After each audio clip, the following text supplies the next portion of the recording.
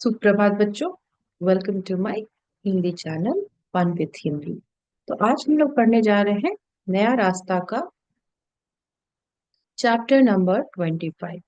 आइए इसके question answers हम लोग देख लेते हैं जल्दी से। तो इसमें आप देख सकते हैं कि अध्याय 25 या चैप्टर 25 में अवकाश का कौन सा दिन था और मीनू कहाँ गई। अवकाश का मतलब होता है छुट्टी।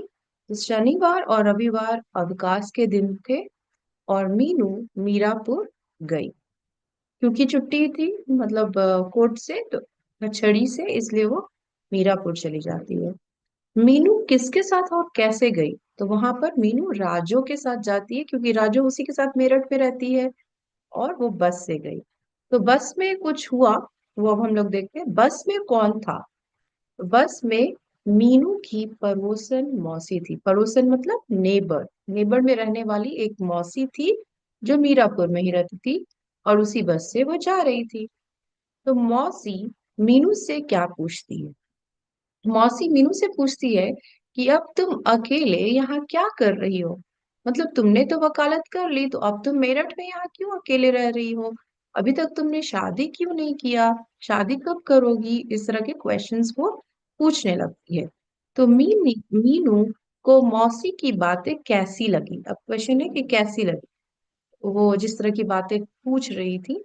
तो मीनू को मौसी की बातें चुभ ही, मतलब वो जो भी क्वेश्चन पूछ रही थी वो मीनू को बिल्कुल भी अच्छा नहीं लग रहा था और उससे घृणा होने लगी।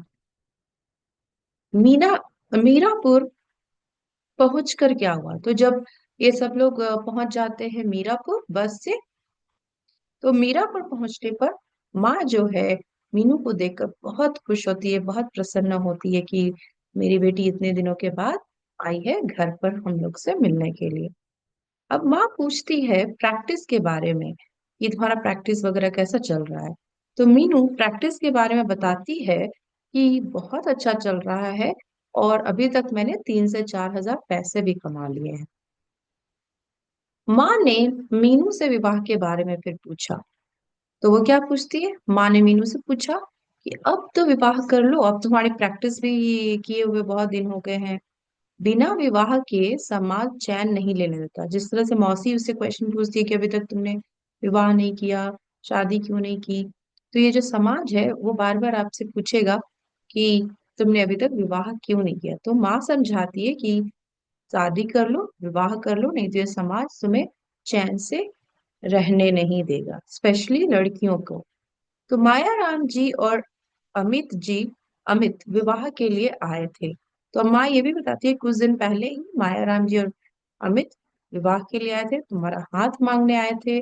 तो ये सब बात जानने के बाद मीनू जो है वो कहती है कि अगर तुम चाहती हो तो ठीक है, मैं शादी कर लूंगी। और मीनू हाँ कर देती है। धन्यवाद बच्चों।